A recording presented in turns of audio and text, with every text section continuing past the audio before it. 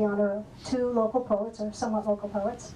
And in researching the introduction, there was so much interesting background, I had a hard time figuring out what I was actually going to share without taking up the whole hour. And I found a bunch of commonalities. They both play a musical instrument. There's the Irish tenor banjo and the guitar.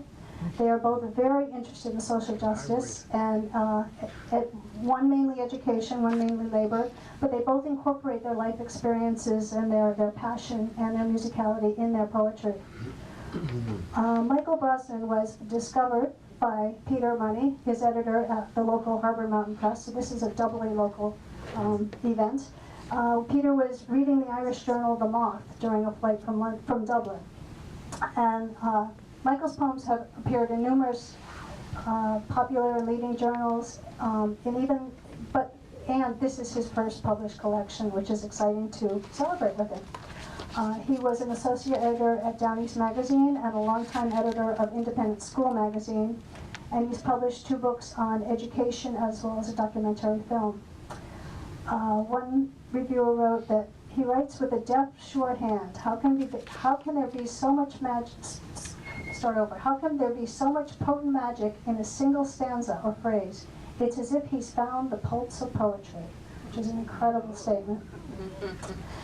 And Half the Truth is John O'Connor's first book of poetry, though he's been writing and performing music, a different kind of poetry, for several decades. He became involved in the labor movement right out of high school, and that, combined with an interest in folk music, led to a career as a folk singer and a cultural educator, and he's performed all over the country, so he won't have any trouble using the mic. Along with recording songs with major labels, John's award-winning poems have appeared in numerous literary journals, and this collection of poems, Half the Truth, which is here, won the Violet Reed Haas Prize for Poetry. And one reviewer notes that he knows how to braid the essential detail, the individual and the epoch. Without further ado, please help me welcome Michael Brosnan. Thank you, Liza.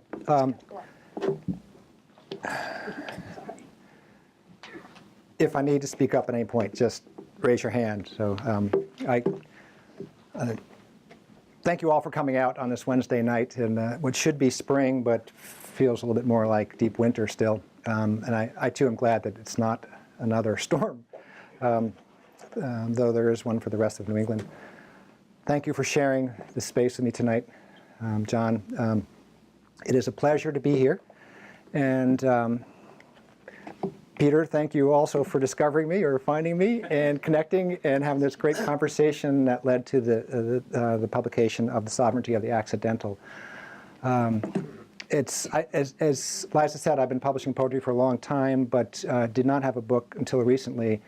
I've enjoyed writing poetry, but I'm enjoying this book publication more than anything, just to be able to connect with folks like you and elsewhere.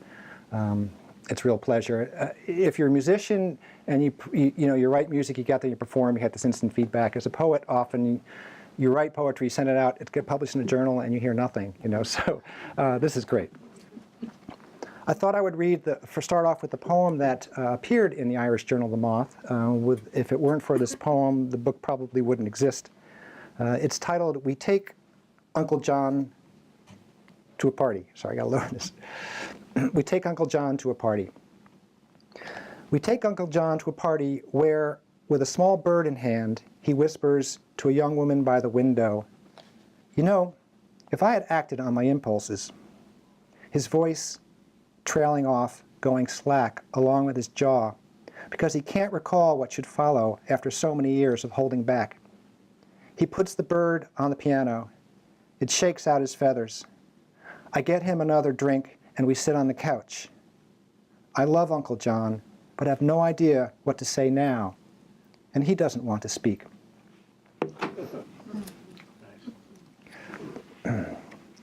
On the facing page is a poem titled "Rowing Winter," and I'm going to read you that one because I think it's the one that inspired the cover of this book, which I should also let you know was done by a Maine Coast artist named Molly Brosnan, who's my older daughter, who I'm very proud of. And it was great to collaborate with her. I was a little anxious to even ask her, but I love her work, and she was very obliging and created a wonderful image for the book, I think.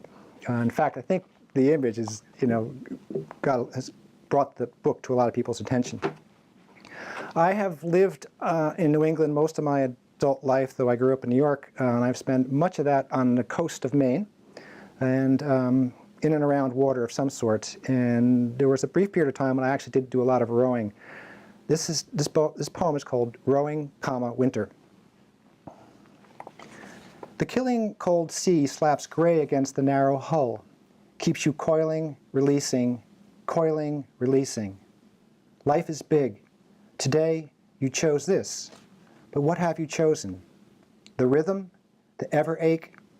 Over and over you dig the cupped oars in, feather them back, dig in, leveraging liquid resistance. Purpose? Halfway across the harbor, in the bitter wind and steady chop, you still cannot say. Something about truth clarified in bodily limits, in the racing heart and muscle ache, in loving the intricate art of transience.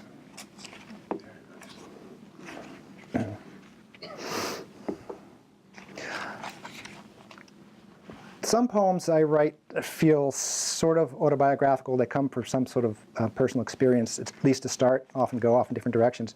Some poems come out of, I'm not quite sure where, a different kind of poetic impulse. This next one is one of those poems. It's just kind of a reflection on the concept of time. It's called Time Being Time. It's more an idea than a town, but it's neither, though not nothing. Time hates houses and borders and walls and clean hair. Through disdain for bowls of fruit, it encourages the contemplation of art, which of course it will also take away, though it's in no hurry here. It loves rivers and snow melts, the hazy afterspray of wind-smacked waves, the way shoelaces break, the making and unmaking of glaciers. It loves the wobble of planets, evolution, its own uneasy feeling about the emptiness of deep space. It sort of likes history, but after a while gets bored, walks away, and never looks back.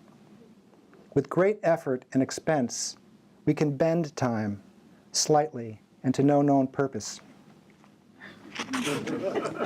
With its feathered tail, time teases smugness. The dirty banks of snow in late winter are time's wry anniversary cards. The slow death of loved ones, not so. Time is its own drummer, no? Forever's Ringo Starr. Those dog-eared, claws-knotted, slow-plotted novels of bygone manners speak quietly of time's steady insistence. So much language stilting into half-gone now. Time loves awakening submerged memories, reminding us we're never immune to moral catastrophe. Then encourages us to forget. Our clothes used to have so many buttons. I think I might be grieving now. Okay. I'll do one more from what is the first section of the book. I don't think of the book of having a particular order. It's more intuitively put together, but the front section are slightly shorter poems and often less autobiographical. Someone once said that if you're a poet, you have to write at least one poem about Icarus. So this is my Icarus poem. And the funny thing is about it, Icarus may not actually even be in the poem anymore, at least not by name. It's titled Icarus Takes the Bus. It's a Wednesday night and I'm waiting for a crosstown bus and I'm tired enough to imagine the worst. Take, for instance, the magazine on my lap, open to an article that argues rather persuasively that the Earth is deep in a dive toward yet another mass extinction. 3 species per hour, 30,000 a year. I read it again, slowly mouthing the words. 3 species per hour, 30,000 a year. It's not just the loss of tropical forests and the sieving of the sea, but the heaven-eyed, carbon-fueled longings of the peripatetic. A big mess, this planet, like a shattered lot in the wake of a wrecking ball death of some forsaken dream, where rats now scamper in the random rivulets across the spill of words, like Devonian, like Permian. Cautionary tales exhaust, I know, and I'll be home soon, and I'll settle in, slip into a simpler mind. Still, the wax that wings us is thin and dripping.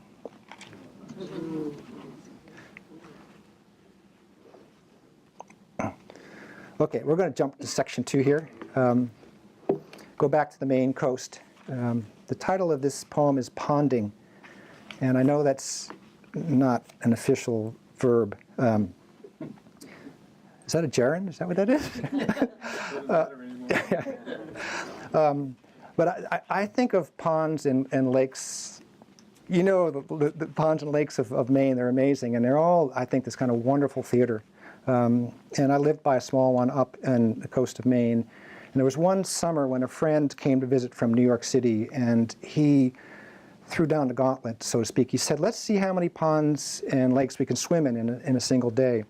So we set out to do that and sort of found ourselves in the middle of some sort of John Cheever story where it was great fun at the start, and by the end you were cold and freezing and it was getting dark. But I still love ponds, and this was a reflection on the one in Maine I lived near. Ponding. There's never nothing, that's the thing. Some days otters slink in and out of this tub of delight, tracing and retracing the fluid shape of joy. Some days it's the slow choreography of unamused snapping turtles checking off their grim simple list. Some days one or more long-distant flyers, green-winged teals, blue-winged teals, wood ducks, common mergansers, Canada geese, mallards, black ducks, pintails, careening north on tired wings or south on tired wings, in want of coolness, nourishment, drop out of the sky, webbed feet splayed, skittering into the wide, wet welcome of the land's cupped hands. Some days the rain clamps down and the wind sweeps the slate-gray surface clean, except in the dark of early morning when what comes anyway, so enamored with the delivering hour. In spring, after ice, sex-crazed frogs sing their hearts out to lovers and predators alike. Love me, devour me. It's summer now, the tail end of a slow-shifting August day. Frogs conceal their intent among the reeds. Damselflies, brilliant blue exclamation points, prod the jealous sky, while the white-throated sparrows weave their elemental wish into the pond's scrub edge, punctuating the easy wind in the grasses and wildflowers, the surround of sweet whisper. I step in, hold my breath, slip below the surface and feel a buoyant joy I can't quite name. As always, the pond has my attention, the fullness of it, the stirring depth of it. This isn't biblical, it's older than that. I surface and swim to the center with long, easy strokes, turn and float on my back, feel the persistence in the calm, steady current, in the tannin-rich water welling up from deep inside the earth and leaking crookedly into the swamp's gorgeous murk. While all around me, the trout, these muscle shards of light, strike quietly at the chaotic script of water bugs, whirligig beetles, backswimmers, boatmen. What better than to let the water chill me, the current spin and keep me, let the world speak through me, saying what it needs to say, while overhead in their dizzying ballet, tree swallows harvest every fleck of life in the fading light.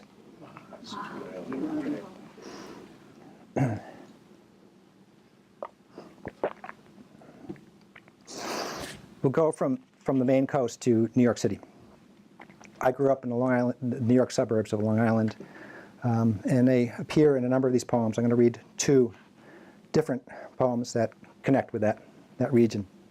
This one's called Through Hell's Kitchen, and there are probably a few others in the room who can trace their immigrant families back to landing in New York, and that's where my grandparents came to. So it's interesting to think about how earlier generations or first generations of immigrants arrive in this country and the struggles they go through. And I feel so fortunate to be where I am today based on the hard work of my ancestors. And I know I'm not alone. Through Hell's Kitchen. Scientists now believe the universe is shaped like a Mobius strip, or perhaps a donut. A finite thing, anyway, looping back upon itself seamlessly. I'm walking along 53rd Street off 9th Avenue on a February night, heading west among the gathered matter of past reason. Blue bagged garbage is piled high curbside. Cars jammed in tight, dirty against dirtier banks of snow. A faded dream of a bicycle choked chained to a lamppost lists like the final sigh at the end of a day. Across the street, the beckoning neon hum of a neighborhood bar. I know well the odor of damp wool and ache, how time and worry tick on while the cook slowly stirs the thickening soup of carrots, potatoes, basic hope. And yes, there are people out here too, but just a few, scurrying, heads low, satchels tucked close, faces cloaked against the hurting wind. I'm no Walt Whitman. I can't seem to celebrate this hour. Still, I find myself observing everything with a new curiosity, impervious to the cold. My father lived here decades ago, walked this street a young man half prepared for the world, and tonight I follow a million paces back. By then his nose had been broken twice. By then he had lost his paltry savings at cards. By then he too would be out trolling for the boost of simple wisdom, accepting the quick and true smile on the face of anyone passing through.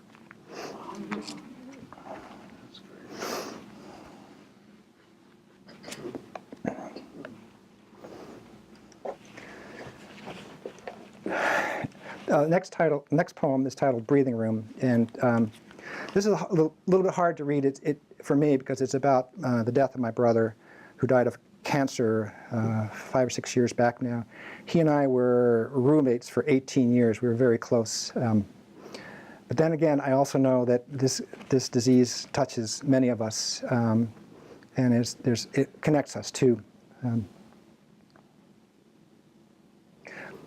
Breathing room. Cancer, glioblastoma, inoperable, will die this summer, my brother. 18 years, my roommate, the one I know best. Cell phones may be the cause, or the crappy packaged food we so adored in the shiny supermarket aisles of the Long Island suburbs. The luring landscape, safe, comforting, and deadly in a million quiet ways. The DDT sprayed in town parks, neighborhood streets, the wafting clouds of herbicides greening the nearby golf course, the small, dead, dyed pond where we poked around after school, the mercury leaking into the sound where we swam, where we tossed horseshoe crab carcasses at each other, laughing and hoping to spear one another with the sharp tail we took for the barrel of an army tank, as the sun toasted us pink, peeling our pale, freckled Irish skin. Everywhere you look, a cause. The myriad plastics, the methane earth burped from the town dump, the lead in the paint, the lead in the toys, the lead in the gasoline fumes, the preservatives, the food coloring, the cigarette smoke, the arsenic, the cleaning fluids, the sugar-drenched snacks. And now, ladies and gentlemen, he lies in a hospital bed set up in his living room, having traded in words for morphine, riding out the final mile of a life that once seemed endless and charmed. It has all but stunned me to silence, the speed of it, the haphazardness of it. Bright memories now flattened by a quickening finality. A woman I know doesn't wince when I tell this story. My brother, dying, his 3 children paralyzed by the loss to come, a wife bowed against the empty sky. The woman I know just stares at me with a kind expression and asks, "What do you make of death?" You'd think after all these years I'd have an answer. I shrug. It's complicated, I start, then stop. The woman waits for me to continue. We are sitting in a quiet room. The soft sounds of the living day float gently by the open window. I draw in a slow, deep breath. I love the feeling of drawing in a slow, deep breath. I can't imagine it otherwise.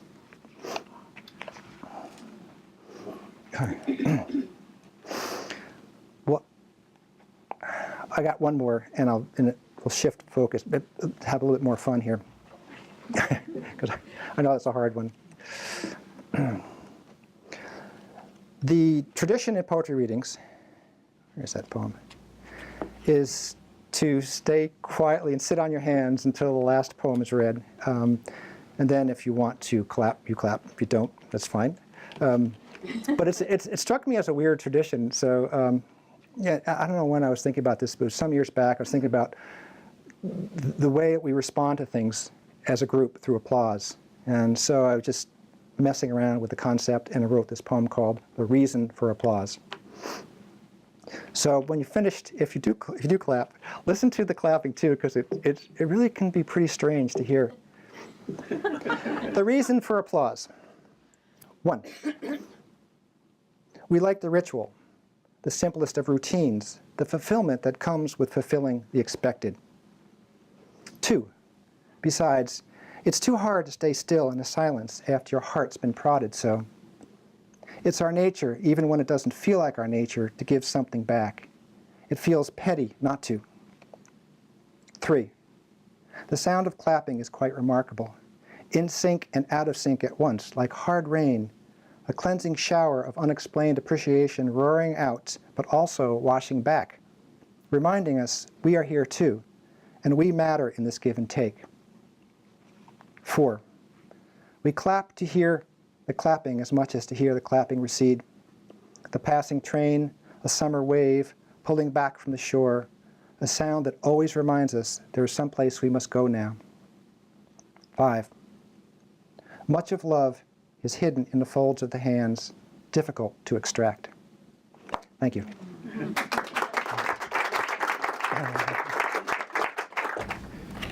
Well, it's really great to be here, and I want to thank Norwich Bookstore, and especially Liza for persevering, try to get me here to read. I was first scheduled here last year, and I think the person I was reading with became sick or something, and so that didn't work out, but here I am. I was asked to read a poem about spring, and I searched all over. I have lots of poems about winter and summer and fall.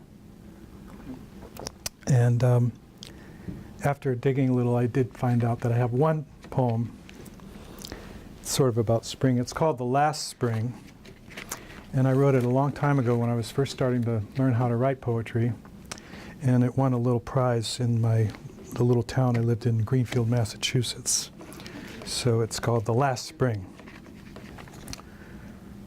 Soda Creek eating at the old stone mill, again trying to wear it down with last winter's snows. This year the hard and gangly men have gone home to pace their years away. No one left to care about a wall losing face to an old river. Acting young and pesky. New England, you die with such ease, women baking pies and waiting for something slower than sap before March. This year, spring comes gray, the brook still rising in a silver, stony foam.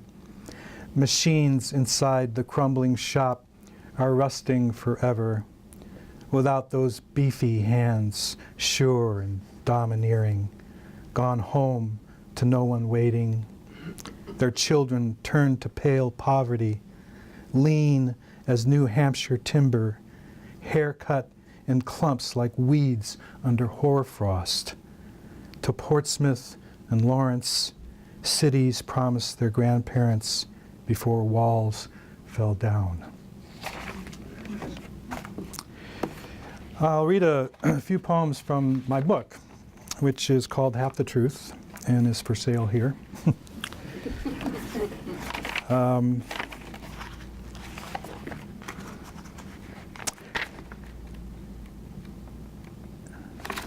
This is a poem from a lot of my poems and songs are about work, and this is called Pouring Day. I worked on a construction crew putting in bridges on a highway. Every Friday our boots are caked with gray, heavy as the sky. The foreman brings a case of beer to the bridge, and we sit with our legs dangling toward the river, watching the alder branches twist dreamily in the current as we exchange the same scatological and venereal jokes, scandalizing the entire human race, ourselves included, and everything we stand for. It's easy, for it's not much more than this beer with its weak taste and strong palliative, and the quest of getting laid on a Friday night. We're all thinking the same thing, the weekend, and how it leads to Sunday night and the consideration of Monday. Danny runs his fingers over a 2-inch shred of excess concrete snapped from the end of a strand of rebar and lets it fall into the water. Everyone watches as a sudden small wind pushes it away with its trajectory and into a muddy pool close to the bank, where inexplicably it floats and twirls counterclockwise like the hand of a stopwatch in reverse. The beer runs out, and one by one we crush our aluminum cans in our fists and rise to walk across our work to head home. Maybe because we're a little drunk, we reach to touch one another with our open palms, white with lime, on a shoulder or an arm, or the place in the middle of the back just below the neck. Or maybe because it's pouring day, and what was laid today will harden, and nothing in this world or any other will change that.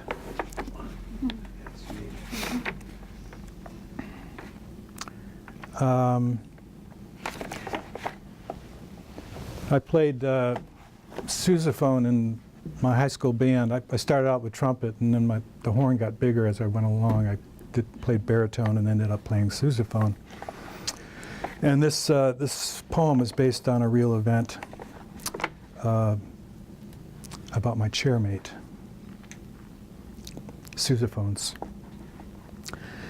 I'm sitting in the chair next to Lester, the only other tuba in the high school band, who will be killed at the hands of his brother 3 years hence. The crime of the decade, it'll be all over the small town papers. The band is rehearsing a Sousa march as Lester and I burp out notes far and fat and low, dotting the lines of the melody like ink blotches from a leaky pen. Every minute or so, Mr. Meltzer stops the music to berate the band's lack of skill and attention to tempo. He zeroes in on the second trumpet, the chair I held until I had to relinquish it to a stronger lip for this brass python wrapped around me. Lester helps me insult the second trumpet, hoping the oboist Sylvia will think of us as clever, or at least that we exist. It's easy to forget the biggest horns in the band, our music hidden beneath the surface of the bar like the rumble of indigestion. Even our wrong notes go unnoticed. We sit back of the fourth level exchanging dirty jokes during Mr. Meltzer's staccato lectures, Oompa bears in the back of the toy store, dead hollow trees in the middle of the forest, begotten unnecessarily, fourth and fifth children, our stories told in short spurts, only hinting at our family secrets. Mr. Meltzer lifts his baton, and I put my flaccid lips inside the ring of the mouthpiece, pursing them together to spit my soul through a long, dark, twisted tunnel. Sousa needs us to hold up the triumph of the march, failed trumpets as tuba fodder, pushing the band forward from behind where no one can see us, asking the musical question, how can you miss us if we don't go away?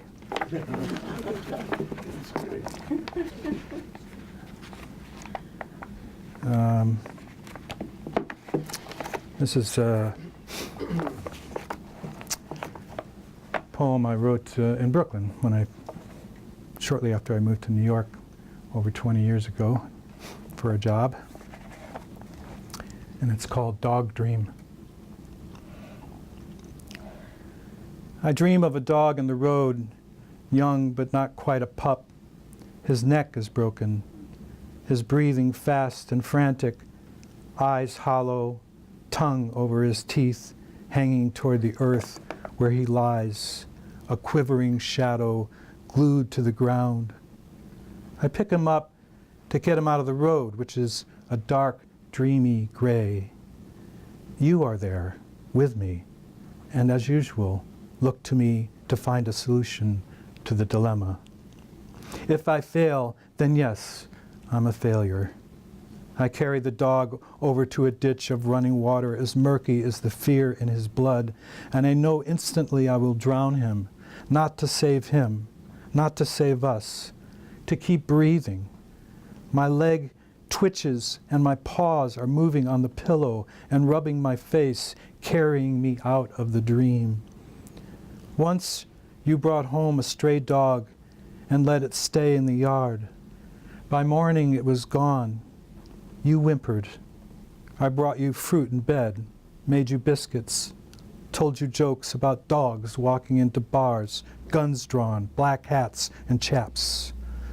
I fall back to sleep. The dream does not return. I'm wakened by the barking of a dog playing with a neighbor's children. 7 o'clock on Saturday morning in Brooklyn, where I'm learning how to live.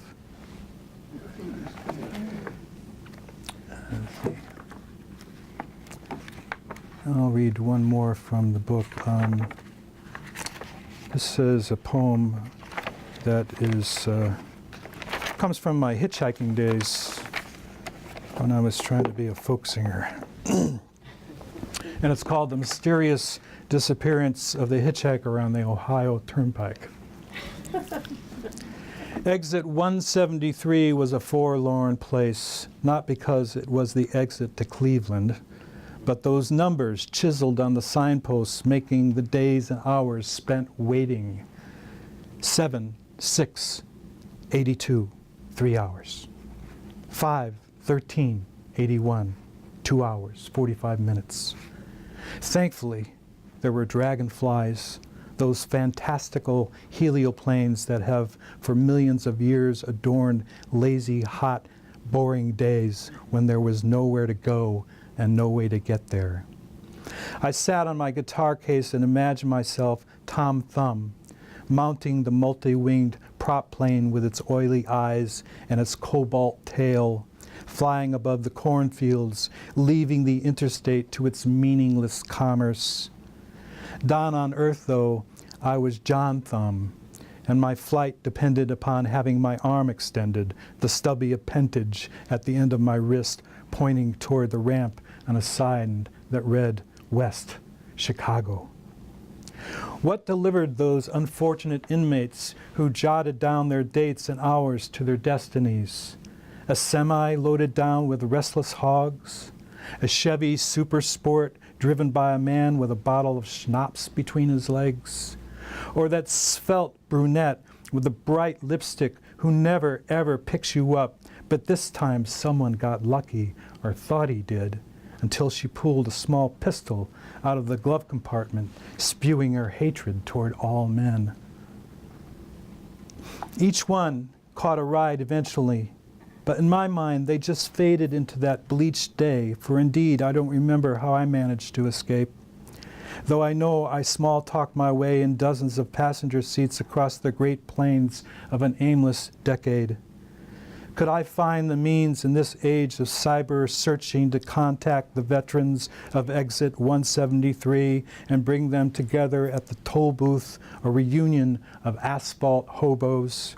We'd pass around some flasks from our backpacks, telling tales of drunken drivers, lonely men in Cadillacs, and long, cold nights when traffic thinned away with our remaining hopes.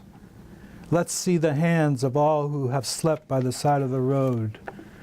And we'd look at each other and laugh, but our faces would fade like photos left in the sun, till there was nothing but a faint, indecipherable image where each of us stood.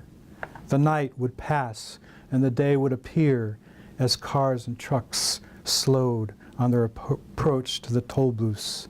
Not a hitchhiker in sight, only the zigzagging among the weeds of ancient insects, marking their minutes in the hot and breezy air. Nice. Wow. And I'm going to read some more recent poems.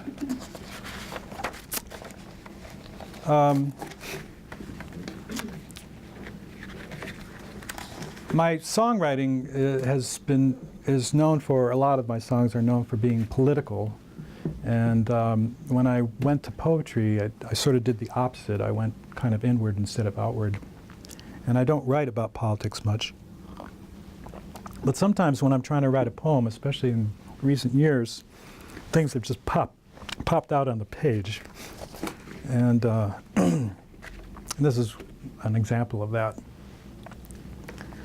It's called Broken. We're glued to the TV as we watch another story about a bald-faced lie the president has been caught in. Well, maybe not glued to the TV, but glued to our chairs. The TV is on the kitchen counter, being moved a little to the left to get rid of the glare the light above the sink is casting on the political commentator with a smirk on her face. But no, there is no glue on our seats either, and we stand up, sit down, move to the stove to turn the fish, press the remote's mute button when the commercials come on, as we discuss how the president's latest lie is not bald-faced, but murkily transparent like a tadpole when the midday sunlight goes through him like a command from Zeus. If I were a religious man, I would be struggling with the wrestler called doubt. But I'm just another urban socialist who has moved to the country where I have a country wife and a field full of small dogs who have won the cuteness prize 3 years running.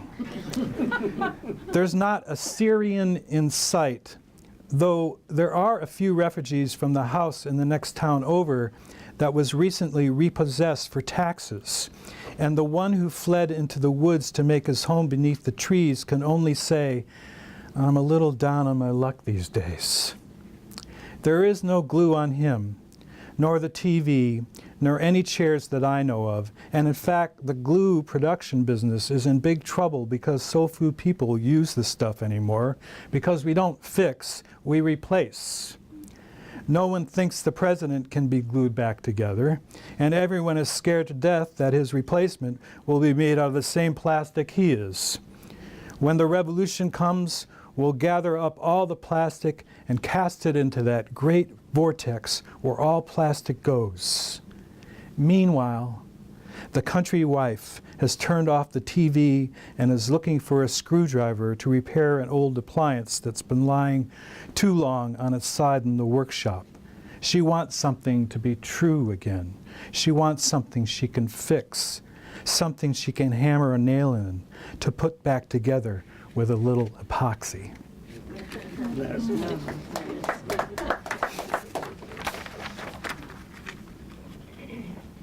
Looking at my time here. Would you take requests? If I have it here. The one that was in Rattle? The Fall? Yes. I don't have that one here. I was thinking about it. It's not in the book, and I don't have it in my... I don't think I have it here. But you can all actually find this poem online, and you can hear me read it. It's another poem about you-know-who. This is... I'll just read it. It's called 1951 New Britain. New Britain, Connecticut is where I was born. 38 and on his 5th kid. I wonder if he'd paid much attention. And mother, he had started to call her that, sailed through this pregnancy on a highball and a prayer. Drives to the lake with children, the world bursting at the womb. The steelworks were chugging along, the war, a dream of the past. In the bar with a friend he met Mona and brought her home to meet his wife. Her skin, the color of a shadow, and she became a shadow, with someone else's offspring crawling onto the knee her skirt was pulled over. I can see the nylon seam tight on her worldly heel. I've spent a lifetime trying to name what that moment created. Mother was in the kitchen, The Manhattan was making its ring on the coffee table, the one I see now being loaded into the Salvation Army van.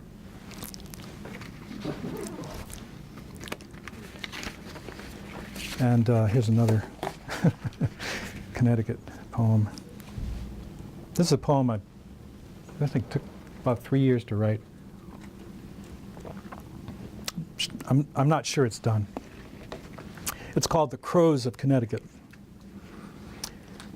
I'm walking up the road with my bicycle as if it were a wounded friend, the back tire flat, one hand on the handlebars and the other on the seat.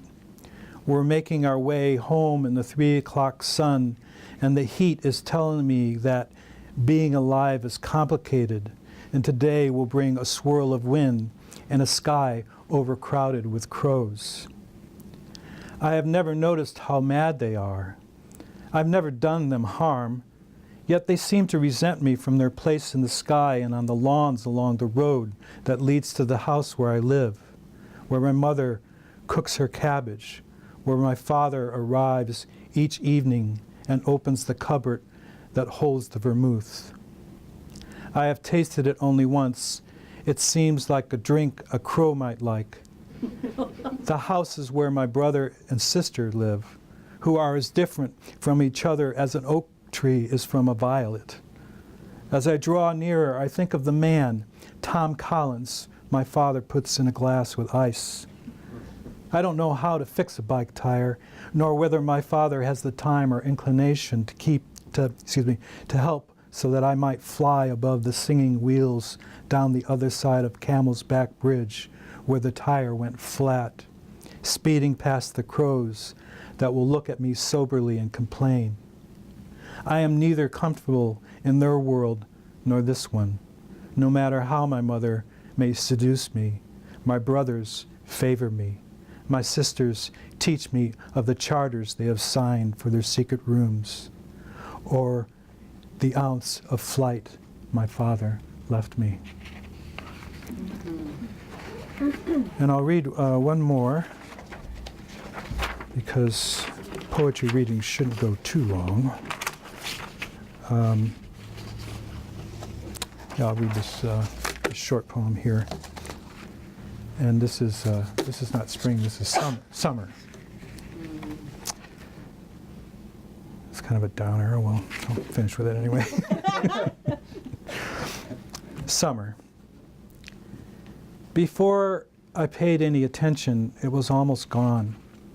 The leaf floating in the tiny creek, the blackberries on the other side, the dog chasing minnows and only catching a ripple.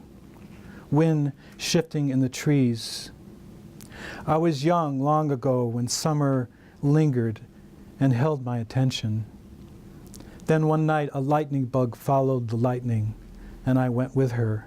And here I am today, listening to the thunder of approaching age and a cosmos that seems to be closer than ever. August is slipping fast, and I have just put another record on the old record player. Go ahead and laugh. Side A will be over soon enough, and you will be left to spin the flip side without me, wondering where the summer has gone. Thank you.